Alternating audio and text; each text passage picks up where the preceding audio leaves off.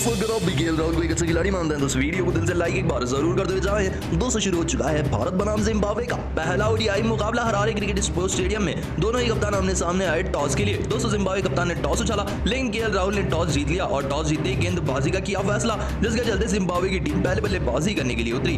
दोस्तों जिम्बाब्वे की तरफ से दोनों ही सलामी बल्लेबाज मैदान पर आए। पहले सलामी बल्लेबाज का नाम है मरुमानी, जो कि इससे पहले से 5 ओडीआई मुकाबले खेल चुके हैं। उनके साथ आए हैं इनोसेंट किया, जो कि 7 मुकाबले खेल चुके हैं। दोनों ही नए सलामी बल्लेबाज आए थे। दोस्तों आते ही उनके सामने दीपक चहर ने अच्छी गेंदबाजी की। दोस्तों दीपक चहर तो अच्छी गेंदबाजी कर ही रहे थे, लेकिन उनके साथ सिराज भी अच्छी गेंदबाजी कर रहे थे। तो उनके जवाब में शुरुआती दौर में दोनों ही सलामी बल्लेबाजों ने अच्छी बल्लेबाजी की और अपनी विकेट बचाकर रखी। दोस्तों लगभग 5 ओवर हो चुके हैं और जिम्बाब्वे का स्कोर 22 रन हो चुका है, जिस चलते जिम्बाब्वे की शुरुआत में तो विकेटें नहीं गई हैं और केएल राहुल अपनी कप्तानी से भी अच्छी गेंदबाजी लगाने में कामयाब हो चुके हैं। जहां सिराज और चहर दोनों ही तरफ से आक्रामक गेंदबाजी कर रहे हैं और ज्यादा गति नहीं दे रहे हैं, क्योंकि अगर गति देंगे तो जिम्बाब्वे के बल्लेबाज बाउंड्री तक पहुंचाने में देर नहीं लगाएंगे गेंद को।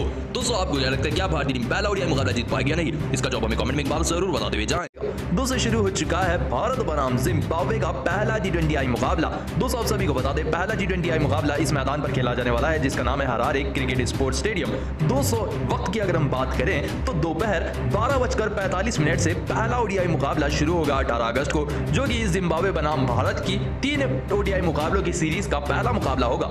दोस्तों शिखर धवन वाइस कप्तान बनाए गए हैं और इसी के साथ हमारे केएल राहुल को कप्तान चुना गया है और राहुल द्रविड़ को कोच चुना गया है। युवा खिलाड़ियों से भरपूर भर चुकी है टीम। तो आइए आपको बता दें भारतीय टीम की प्लेइंग 11 जो होने वाली है जिम्बाब्वे के खिलाफ पहले ओडीआई मुकाबले में। लेकिन उससे पहले आपको बता दें केएल राहुल लगभग 10 से 11 महीने के बाद फुल टाइम ओडीआई की कैप्टनसी करने वाले हैं। इससे पहले संजू सैमसन भी T20 टीम में नजर आए थे, लेकिन ओडीआई टीम में नजर नहीं आए थे, जिसके चलते अब पूरे युवा खिलाड़ियों से भर गई है टीम। आइए प्लेइंग 11 देख लेते हैं। भारतीय टीम की प्लेइंग 11 में होंगे सलामी बल्लेबाज केएल राहुल और उनके साथ होंगे शिखर धवन। तो पहले ही अनाउंस हो गया था कि शुभमन गिल तीसरे नंबर पर आएंगे, उसके बाद आएंगे ईशान किशन, उसके बाद बल्लेबाजी करने आएंगे संजू सैमसन, उनके बाद दीपक हुडा, उनके बाद ऑलराउंडर अक्षर पटेल, उनके बाद गेंदबाजी में होंगे शार्दुल ठाकुर, दीपक चहर, कुलदीप यादव व आवेश खान। दोस्तों ये 11 खिलाड़ियों को लेकर भारतीय टीम उतर सकती है पहले ओडीआई मुकाबले में जिम्बाब्वे के खिलाफ। दोस्तों भारतीय टीम की ये टीम भी काफी ज्यादा मजबूत है। जाहिर सी बात है भारतीय टीम आराम से पहला ओडीआई मुकाबला जीत जाएगी हरारे स्पोर्ट्स स्टेडियम में, क्योंकि बल्लेबाजी के लिए ये पिच काफी ज्यादा बेहतरीन है और शुभमन गिल की फॉर्म काफी ज्यादा बेहतरीन है। तो उम्मीद लगाई जा रही है कि शिखर धवन और उनके साथ शुभमन गिल शतक लगाए और भारतीय टीम को 300 से ज्यादा का स्कोर बोर्ड पर स्कोर लगाकर दे दे पहले इनिंग में, जिसके चलते भारतीय टीम आराम से मुकाबला जीत जाएगी। दोस्तों आपको भारतीय टीम की प्लेइंग 11 कैसी लगी हमें कमेंट में एक बार जरूर बताते हुए जाएं। दोस्तों हार्दिक पांड्या की कप्तानी में एक और बार भारतीय टीम ने शानदार तरीके से जीत लिया है 5वां T20 मुकाबला। दोस्तों वेस्ट इंडीज के खिलाफ ऑल आउट कर रख दिया है भारतीय टीम ने पूरी वेस्ट इंडीज की टीम को और 88 रनों से 5वां T20 मुकाबला जीत लिया भारतीय टीम ने। दोस्तों भारतीय टीम के गेंदबाजों ने खास करके स्पिन गेंदबाजों ने ऐसा प्रदर्शन किया कि हमारा वेस्ट इंडीज भारतीय टीम के 188 रन के लक्ष्य का पीछा कर ही नहीं पाई। सिर्फ 56 रनों की पारी हमारे इतमार ने खेली। दोस्तों इस मुकाबले के असली विलन रहे वेस्ट इंडीज के लिए अक्षर पटेल, जिन्होंने इस मुकाबले में 3 बड़े विकेट निकाले। 3 ओवर डालकर वही 15 रन देकर इन्हें मैन ऑफ द मैच का अवार्ड दिया गया। उनके साथ हमारे रवि बिश्नोई ने 4 बड़े विकेट निकाले। जी हां दोस्तों सिर्फ 2 ओवर 4 गेंदें डालकर 16 रन दिए, 4 विकेट निकाले रवि बिश्नोई ने। उनके साथ हमारे कुलदीप यादव ने 3 बड़े विकेट निकाले 4 ओवर डालकर सिर्फ 12 रन देकर। दोस्तों भारतीय टीम के 3 ही गेंदबाजों ने पूरी वेस्ट इंडीज को बर्बाद कर रख दिया। ये देखिए बॉलिंग फिगर। दोस्तों 3 विकेट अक्षर, 3 wicket Kuldeep, 4 wicket Bishnoi. West Indies पूरी ऑल आउट और भारतीय टीम ने जीत लिया 5वां T20 मुकाबला। दोस्तों मुकाबला पूरी तरह से भारतीय टीम के गेंदबाजों के नाम रहा, जो शुरुआत से इस चेस में आगे नहीं निकल पाई वेस्ट इंडीज की टीम भारतीय टीम के खिलाफ और पूरी भारतीय टीम के सामने वेस्ट इंडीज ने घुटने टेक दिए। दोस्तों आपको क्या लगता है कौन से खिलाड़ी को मैन ऑफ द सीरीज देना चाहिए? इसका जवाब हमें कमेंट में एक बार जरूर बताते हुए जाएं। वेस्ट इंडीज का 5 ओवर सीरीज का अंतिम T20 मुकाबला धमाकेदार तरीके से शुरू हुआ, जब पहले बल्लेबाजी करनी होती थी भारतीय टीम। पहले बल्लेबाजी करते हुए भारतीय टीम की तरफ से श्रेयस अय्यर ने सर्वाधिक पारी खेली थी 64 रनों की 40 गेंदों में, जिसके चलते भारतीय टीम ने अपने निर्धारित 20 ओवर में 188 रन लगा दिए थे 7 विकेट के नुकसान पर। ऐसे बिंदु टारगेट का पीछा करने उतरी वेस्ट इंडीज की टीम। दोस्तों वेस्ट इंडीज की शुरुआत इस बार अजीबोगरीब रही, जहां ऑलराउंडर नंबर 7 पर आने वाले बल्लेबाज जेसन होल्डर अचानक सलामी बल्लेबाज बनकर आए, तो हार्दिक पांड्या ने भी उनके साथ काफी घमासान चाल चली। दोस्तों नंबर 7 के बल्लेबाज को ओपनर देखकर अचानक गेंदबाजी थमाई अक्षर पटेल को हार्दिक पांड्या ने और यही हो गया पूरा करिश्मा। दोस्तों आप सभी को बता दें जैसे ही पहली गेंद फेंकी अक्षर पटेल ने, तो जेसन होल्डर से स्वीप शॉट खेलने के चक्कर में हो गए क्लीन बोल्ड। जी हां दोस्तों एक और बार आपको रिप्ले बताते हैं। इस तरह से बोल्ड होकर रह गए जेसन होल्डर। पहली ही गेंद पर अक्षर पटेल अपने पहले ही ओवर में अक्षर पटेल ने निकाल दी विकेट पहले सलामी बल्लेबाज जेसन होल्डर की। 200 मात्र 0 रन बनाकर 3 गेंदों का सामना करते हुए जेसन होल्डर आउट हुए। हुए। दोस्तों अक्सर पटेल का कहर बरकरार रहा होल्डर को आउट करने के बाद भी। अगले ही ओवर में इस तरह से शिमरू ब्रूक्स अक्सर पटेल की गेंद पर आगे आ बैठे और पीछे खड़े हमारे डीके ने तूफानी तरह से स्टंपिंग कर शिमरू ब्रूक्स को पवेलियन का रास्ता दिखाया। दोस्तों 13 रन बनाकर 13 के सामने करते शिमरू ब्रूक्स आउट हुए। दोस्तों उनके अगले ही ओवर में इस तरह से बोल्ड होकर रह गए डोवियन थॉमस। दोस्तों ये थे वेस्ट इंडीज के विकेट कीपर बल्लेबाज और ये बने अक्सर के तीसरे शिकार। दोस्तों तीसरी विकेट गिरी डोवियन थॉमस के रूप में वेस्ट इंडीज की 10 रन बनाकर 11 के सामने करते हुए। अगला ओवर डालने आए हमारे कुलदीप यादव और उनके सामने थे वेस्ट इंडीज के कप्तान पूरन और ये भी इस तरह से गेंद को पढ़ नहीं पाए। गेंद लग गई लगातार बीचों बीच बैट्स पर और अंपायर ने दे दिया एलबीडब्ल्यू आउट। रिव्यू भी बचा नहीं पाया पूरन को। 3 रन बनाकर 6 के सामने करते निकलस पूरन आउट हुए। 200 रन के बाद बल्लेबाजी करने आए हमारे शिमरॉन हेटमायर। ऐसे में लेकिन रोमन पोएल और हेटमायर भी ज्यादा देर मैदान पर टिक नहीं पाए। 200 आप सभी को बता दें बिश्नोई की इस गेंद को रोमन पोएल पढ़ नहीं पाए और हो गए चारों खाने चित। इसके चलते 9 रन बनाकर पोएल आउट हुए। उसकी अगली ही गेंद पर बिश्नोई के एक और शिकार बने। भारतीय टीम के सामने घुटने टेक दिए वेस्ट इंडीज के कीमो पॉल ने आते ही 0 रन बनाकर एलबीडब्ल्यू ये भी आउट हुए। 200 के बाद विकेटों की ब्लडी लग गई। डोमिनिक ड्रेक मात्र 1 रन बनाकर 2 के सामना करते आउट हुए। अकेले शिमरॉन हेटमायर बल्लेबाजी कर रहे थे। आखिरी उम्मीद थे वेस्ट इंडीज के तूफानी अर्धशतक इन्होंने लगाया लेकिन ये भी अंत तक टिक नहीं पाए। 200 हेटमायर भी बिश्नोई की इस करारी और गेंद का शिकार बने और गेंद हवा में जा रही थी जिसके चलते फील्डर ने शानदार कैच लपक ली और यही अंत हो गया वेस्ट इंडीज की आखिरी उम्मीद का। 56 रन बनाकर 35 गेंदों का सामना करते शिमरॉन हेटमायर आउट हुए।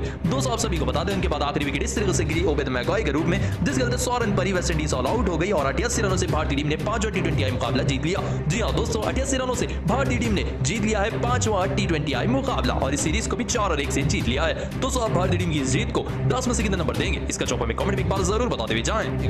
दोस्तों शुरू हो चुका है भारत बनाम वेस्ट इंडीज का 5वां टी20 मुकाबला। दोस्तों इस बार हार्दिक पांड्या को कप्तान बनाया गया है और रोहित शर्मा को आराम दिया गया है। दोस्तों कप्तान बनते ही हार्दिक पांड्या ने टॉस जीता और टॉस जीतते ही बल्लेबाजी को चुना। दोस्तों ऐसे में ईशान किशन और श्रेयस अय्यर दो नए सलामी बल्लेबाज बनकर आए क्योंकि रोहित और सूर्यकुमार यादव को बैठने का मौका मिला है। दोस्तों दोनों की नई सलामी जोड़ी थी। दोस्तों दोनों ने अच्छी बल्लेबाजी की लेकिन पहला साथ छूट गया ईशान किशन का। दोस्तों डोमिनिक ड्रेक्स की इस गेंद पर नीचे खड़े पूरन को इस तरह से कैच दे बैठे ईशान किशन अपने बल्ले का जिसके चलते किशन आउट हुए पहली विकेट के रूप में। 11 रन बनाकर 13 के सामना करते किशन आउट हुए। 200 के बाद तीसरे नंबर पर बल्लेबाजी करने आए दीपक हुडा। दीपक हुडा का बेहतरीन साथ दे रहे थे हमारे दूसरे सलामी बल्लेबाज श्रेयस अय्यर। देखते ही देखते श्रेयस अय्यर की बल्लेबाजी घातक हो गई। ऐसे में श्रेयस अय्यर तूफानी बल्लेबाजी करने लगे। दोस्तों श्रेयस अय्यर ने सभी गेंदबाजों को जमकर धोया वेस्ट इंडीज के और लगा दिया अपना बेहतरीन अर्धशतक। जी हां दोस्तों सीरीज का पहला अर्धशतक है श्रेयस अय्यर का जो वेस्ट इंडीज के खिलाफ आया। दोस्तों आप सभी को बता दें इसके बाद भी दीपक हुडा की आक्रामक बल्लेबाजी ने आग पकड़ ली। दोनों के बीच में 50 रनों की साझेदारी हो ही गई थी तभी हो गया एक और हंगामा। दोस्तों दीपक हुडा आगे आ बैठे इस वॉच की गेंद पर शॉट तो इन्होंने करारा खेला लेकिन शिमरू ब्रूक्स के हाथों में मार बैठे इस तरीके से गेंद जिसके चलते इस मुकाबले में आउट हुए दीपक हुडा। दोस्तों दीपक हुडा 38 रन बनाकर 25 गेंदों का सामना करते अपनी बड़ी विकेट गवा बैठे। 200 के बाद श्रेयस अय्यर अच्छी बल्लेबाजी कर रहे थे लेकिन ये भी 64 रन बनाकर होल्डर की गेंद पर उन्हीं को कैच दे बैठे। एक बेहतरीन पारी खेल 64 रनों की पारी खेल 40 गेंदों का सामना करते हुए श्रेयस अय्यर आउट हुए। 264 रन लगाए श्रेयस अय्यर ने 40 गेंदों का सामना करते और आउट हो गए होल्डर के हाथों। 200 के बाद बल्लेबाजी करने आए संजू सैमसन और हार्दिक पांड्या। 132 रन स्कोर हो गया भारतीय टीम का 3 विकेट के नुकसान पर वो भी सिर्फ 14वें ओवर में। सभी की नजरें भारतीय टीम के प्लेयरों के ऊपर है और भारतीय टीम की नजर 200 के टारगेट पर है। दोस्तों आपको क्या लगता है क्या संजू सैमसन को भी एक बार भारतीय टीम का कप्तान बनाना चाहिए या नहीं इसका जवाब हमें कमेंट में जरूर बताइए। दोस्तों शुरू होने वाला है भारत बनाम वेस्ट इंडीज का 5वां और इस टी20 सीरीज का अंतिम टी20 मुकाबला। दोस्तों लगातार टी20 मुकाबलों की लड़ी लगा दी है हमारी भारतीय टीम ने। दोस्तों संडे के दिन आज ही 8 बजे से शुरू होने वाला है भारत बनाम वेस्ट इंडीज का 5वां टी20 मुकाबला जहां चौथा टी20 मुकाबला कल ही खेला गया था और 60 रनों से चौथे टी20 मुकाबले को जीत लिया था। अब आइए टॉस पर चलते हैं 5वें टी20 मुकाबले की। दोस्तों जो भी कप्तान फ्लोरिडा के मैदान पर अब तक टॉस जीत रहा है वो गेंदबाजी का ही फैसला कर रहा है क्योंकि जिसकी बल्लेबाजी में दम होगा वही टीम विजेता होगी। ऐसे में दोनों कप्तानों में से जो भी टॉस जीतेगा वो गेंदबाजी ही करेगा। अगर एक और बार भारतीय टीम बल्लेबाजी करने उतरती है तो ये 3 खिलाड़ी आपको सबसे ज्यादा चांसेस दिला सकते हैं सबसे ज्यादा रन बनाने की लिस्ट में। दोस्तों आइए भारतीय टीम के प्रैक्टिस सेशन पर भी चलते हैं और आपको बताते हैं कौन से ऐसे खिलाड़ी होंगे जो आज के मुकाबले में स्टार प्लेयर होंगे। दोस्तों आवेश खान पिछले मुकाबले में अच्छा प्रदर्शन कर चुके हैं तो इस बार उनसे ज्यादा उम्मीद नहीं है। संजू सैमसन बड़े खिलाड़ी हैं, ये बेहतरीन बल्लेबाजी कर सकते हैं तो ये एक स्टार खिलाड़ी हो सकते हैं। उनके साथ हो सकते हैं दिनेश कार्तिक क्योंकि फिनिशिंग के मामले में दिनेश कार्तिक ही बेहतरीन है। उनके बाद आता है ऋषभ पंत। दोस्तों कम से कम ऋषभ पंत 20 रन तो लगाने का दम रखते हैं। उनके बाद आते हैं स्टार बल्लेबाज दीपक हुडा। 204 ऐसे बल्लेबाज हैं जिन्हें आप स्टार खिलाड़ी समझ सकते हैं। गेंदबाजी में होंगे हमारे भुवनेश्वर कुमार जो काफी ज्यादा कंसिस्टेंट सामने आ रहे हैं। उनके साथ होंगे रवि बिश्नोई जिन्होंने पिछले मुकाबले में शानदार विकेट ली थी। ऐसे में 6 खिलाड़ियों को आप बेहतरीन तरीके से स्टार बना सकते हैं अपनी टीम के और रोहित शर्मा तो कप्तान होंगे ही, आप इन्हें भी अपनी टीम में शामिल जरूर कर सकते हैं। दोस्तों आपको क्या लगता है क्या रोहित शर्मा इस साल भारतीय टीम को टी20 वर्ल्ड कप जिता पाएंगे या नहीं इसका जवाब हमें कमेंट कमेंट में एक बार जरूर बताते हुए जाएगा। दोस्तों ऋषभ पंत का बल्ला खूब बोला चौथे T20 मुकाबले में, तो आइए आपको पूरी हाईलाइट भी बताते हैं और ऋषभ पंत का वो कारनामा बताते हैं जिसने पूरे मुकाबले का रुख बदल कर रख दिया। दोस्तों आप सभी को बता दें भारतीय टीम ने 59 रनों से तूफानी मुकाबला तो जीत लिया, लेकिन जब भारतीय टीम पहले बल्लेबाजी करने उतरी थी तब ऋषभ पंत ने शानदार बल्लेबाजी की थी। यह इकलौते ऐसे बल्लेबाज थे जिन्होंने सबसे ज्यादा रन लगाए थे भारतीय टीम की तरफ से। इस मुकाबले में 44 रनों की उन्होंने पारी खेली थी 31 गेंदों में, इनसे ज्यादा किसी बल्लेबाज ने रन नहीं लगाए पहली इनिंग में भारतीय टीम के। 200 बल्लेबाजी से तो ऋषभ पंत ने करिश्मा किया ही, लेकिन उसी के साथ स्टंपिंग कर एक ऐसा मौका गवा दिया था ऋषभ पंत ने जिसने